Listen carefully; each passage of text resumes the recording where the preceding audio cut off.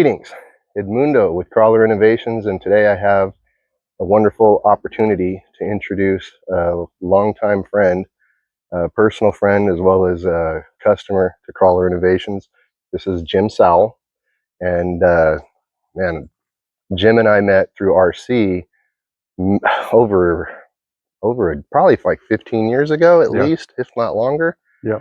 And over that time, oh my goodness, I've had Jim's helped Crawler Innovations with a number of builds and things that he had inherited from an uncle, and other gifts and other things through the course of time. So I'm very thankful for your support and your help, sir. You're welcome, buddy. As well as, and we'll have some B-roll in of all the different projects that Jim's been a part of, because one of the things that he did, he's a professional painter. He's currently at GMC. Yes. And he painted my Tamiya, the Mercedes dump truck. So it's in a Toyota orange with a Toyota black on the bed, among other things that he's painted. Another thing that got a lot of compliments over the years was that 1941 Willys body that you had painted for me, and you've done the flames, that Lexan body. From the inside is tricky to do. Correct. Yep. And that body stayed on that crawler because I put it on a short wheelbase Vanquish Products VS410, and kept it on small tires too. So it was really set up to be a side hill machine. Awesome. And to go, like, one of the coolest moments with that body and that car was taking it to Tyler State Park. And there's the area near the bathrooms and by where they rent out the kayaks and whatnot, where there's like a stone wall that goes around the parking area, and it's at a steep incline. And there was a group of us there that had met and to ride the trails that day, and we were finishing up at that area, and I had that truck with that Willys body. It was the only truck to go from one end to side hill the entire area in the parking lot. Other people were trying and they just couldn't, but anyhow, it was a good moment. And I still have the body. It's pretty well beat up now, but it's in the collection. Yeah, that was like probably 12 years ago. Yeah, the body, because the body, I think you had painted the body before I even got around to actually building the chassis for the truck type thing. Yep. I think so. You're right. I know. So I know there's probably more that'll come to me as we go through the editing of this video, and we'll insert that stuff in there. But just to highlight it so the community knows how much you've helped Crawler Innovations and the builds that you've done. I enjoyed every minute of it. Super grateful.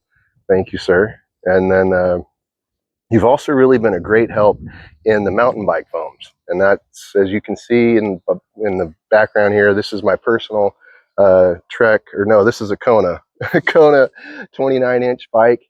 And then tell us about your bike. It's a 2020 Top Fuel 9.8 full carbon. The only thing stock on it anymore is just the triangle and the frame itself. It's super fast, super light. It's only running 17 pounds. It's set up Enduro style, 35-35. And of course, I run flat pedals coming from a BMX background. But it's a railer, and it'll do pretty much anything I need it to do, and nobody can understand how I do what I do, but I've tried to explain to them what these Crawler Innovations mountain bike foam inserts do for me, and I think it just takes me having to drag their ass around for them to realize how well they do work. Wow, that's quite. So tell us more about, because you are a regular rider at Faulkner Park. Yeah, I'm an instructor, trail guide, and I'm a year-round trail steward. I maintain the trails as well. Wow, thank you for all that work. You're welcome. That's great. Yeah, and most of the stuff that we see in the structures, the man-made structures and everything else, we built.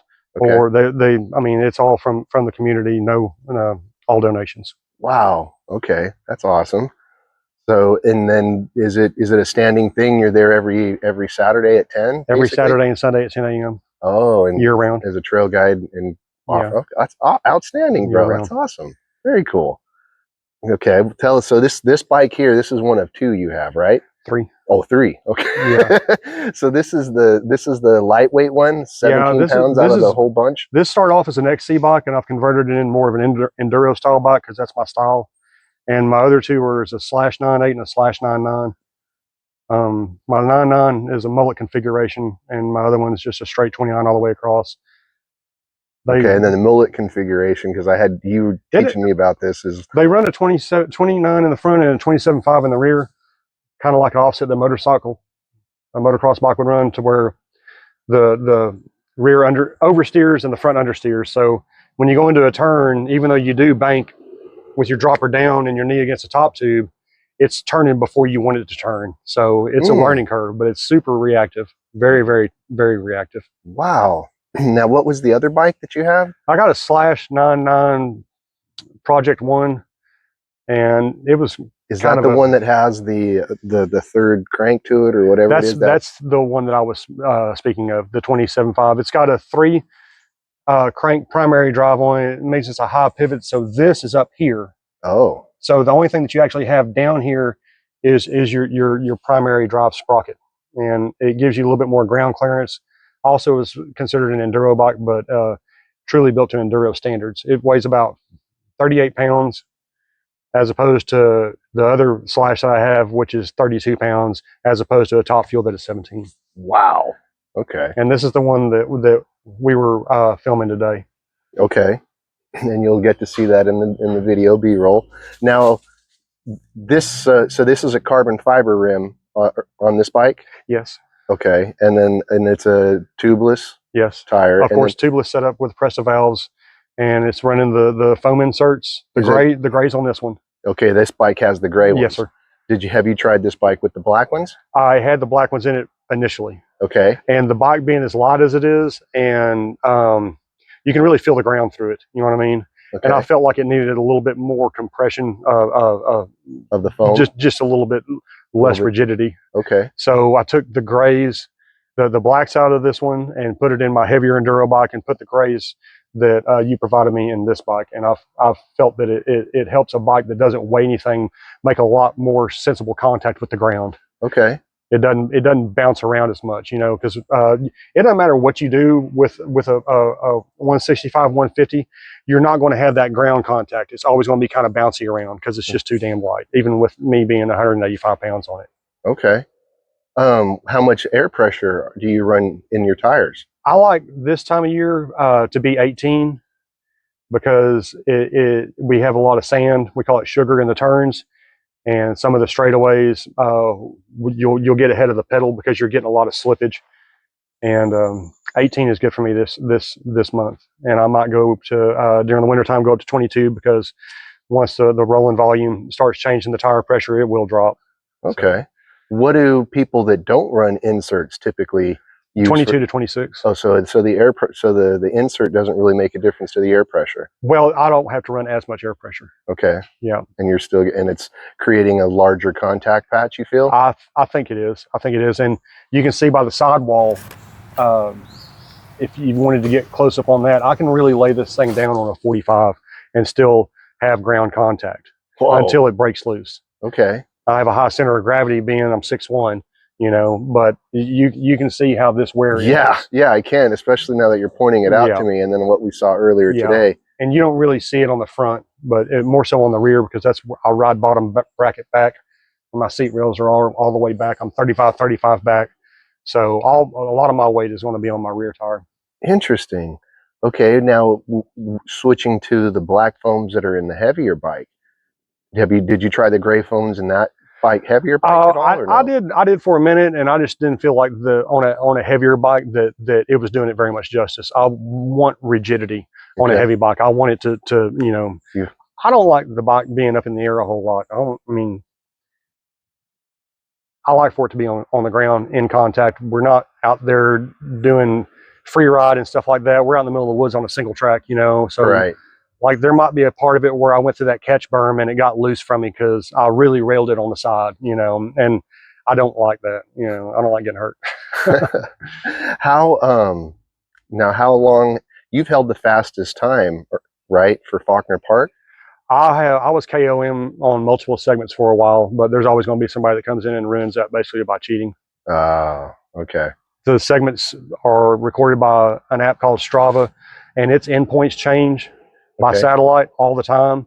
So some of my King of the Mountains called KOMs were true, and some of them weren't. You know, some of the times I was, and I knew I was not. So Okay. but yes, I'm one of the all time top 5, top 10 at least. Nice. Congratulations. Yeah. Thank you. That's great. I will add, I took my bike to the last when Bossman and I went to Cam's Acres race site in Oklahoma for that weekend to do media. And Cam's Acres site is the main parking lot is all loose gravel. And my bike actually, my tires, got so many thorns and stuff in them. It'll hold pressure enough to ride, but it'll go flat within 45 minutes or so if it's just standing. So I went to ride the bike to go to the restroom. There was no air pressure in the tires at all, but it ended up working out amazing because it created such a wide contact patch for the tires front and rear to drive all the way, or to ride across the parking lot to where the porta potties were. It was extremely stable, just it was surprising. It was a very comfortable ride too. Have you noticed anything? Are there any times where you're adjusting the air pressure and allowing the foams to do more? Only releasing air. I've never had to add air to it. Okay. Because you just don't need it. And also you need to be careful about what kind of tire you run with these things, because like on yours being a downhill tire, they're going to try to run center line. You know. Okay. XC tire, where we're wanting less rolling resistance on a lower profile knobby, you're going to be using more of the side instead of the center. Okay. Whereas on your bike, you'll be using more of the center than the side. Gotcha. Anything else you want to add, or? No, I mean, I just think people really just need to know how much it could improve you. And it's definitely a tool that needs to be tried out as far as your skills go on a mountain bike. I appreciate that.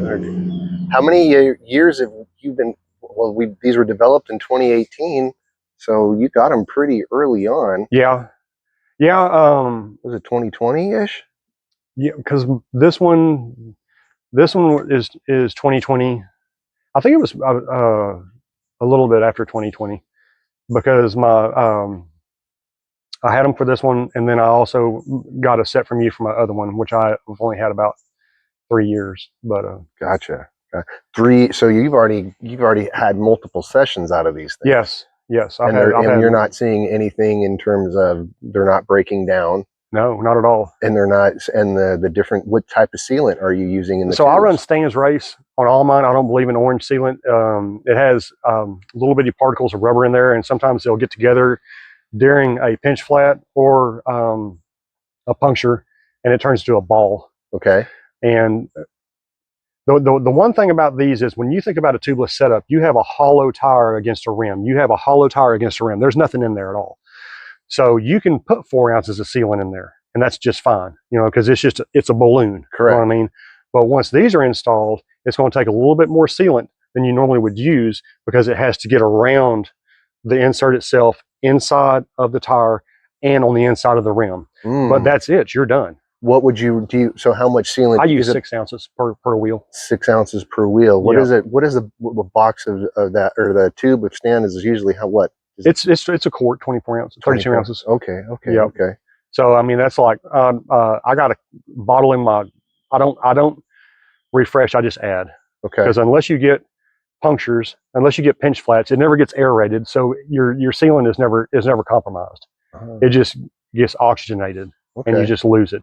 So you just take the valve out and I take the press valve out, and I add about 2 ounces about every 6 months. That's about it. Interesting. Okay, I'm going to have to do that to mine. I wonder if that'll fix my tires going. Yes, and also you want to hear the double pop. Whenever your tire comes off the rim after installation of these, you're going to have to reset it on the bead. And every wheel has 2 beads, right? Okay. So you're going to go up to about 45 pounds of pressure, recommended by a compressor only. You're not going to be able to get that with a tire pump. Okay. And you're going to hear one side pop, you're going to have the other side pop. If you don't hear those 2 pops, you didn't see the bead. So you're not going to maintain tire pressure. It's probably going to be down to nothing next time you ride, or between here and the porta potty. Yeah. Interesting. But it takes an immense amount of pressure to get a 29 to sit on its wheel. Okay. Wow, that's good to know. And the Presta valves are the air valve itself. It's a side port, right? Yes. Yeah. Yeah, so you really can't use the other ones because being that these are full diameter, the entire perimeter of the tire, it'll clog it. If it's a straight Presta instead of a Cush core type Presta where it's side, it'll clog it. Okay. And it'll just you'll get it to 45 pounds and you will not be able to let the pressure down at all because it's glued itself to the valve. So facts. Cush cores, the side airs are my Well, that's what's in this one are the Cush core side ports.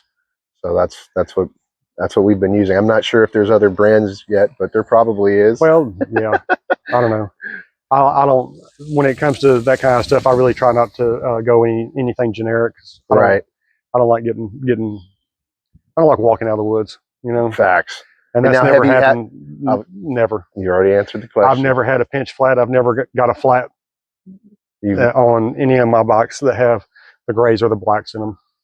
I mean, I might get a burp every so often, but it wasn't so bad that I had to walk it out. I might have lost maybe about 3 or 4 pounds of pressure. That's about it. Wow. So that's at least 5 years of riding it too. Yeah. Wow. That's awesome. Yeah. The only time I really get a chance to look at them and make sure they're doing okay is whenever I change tires, which is about once a year.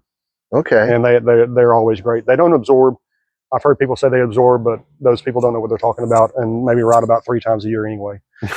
So if you don't have that revolution going on in there, they're sitting in a flat spot, and now you have that liquid where a bike's not being ridden. Correct. And then you have the leftover of all of the air and the oxygen in there. So now it's just been compromised altogether. Gotcha. If you're only going to ride about once a year, don't expect much out of your bike. That's true. But it's wow. Okay. Any other questions? Do you have any shout outs you want to give? Anyone you want to tip your hat to? Man, everybody at Faulkner Park Trails, all the stewards, Tony Humphreys, Nick Smith, James Austin. We got the best crew in East Texas as far as I'm concerned. And of course to Eddie. I mean, he's always been there for me in RC or in mountain biking as well as being a friend. Awesome. Well, thank you for the kind words. Thanks, and thank you for your work in the community too. Appreciate it, man. Appreciate it. All right, everybody. Double deuces.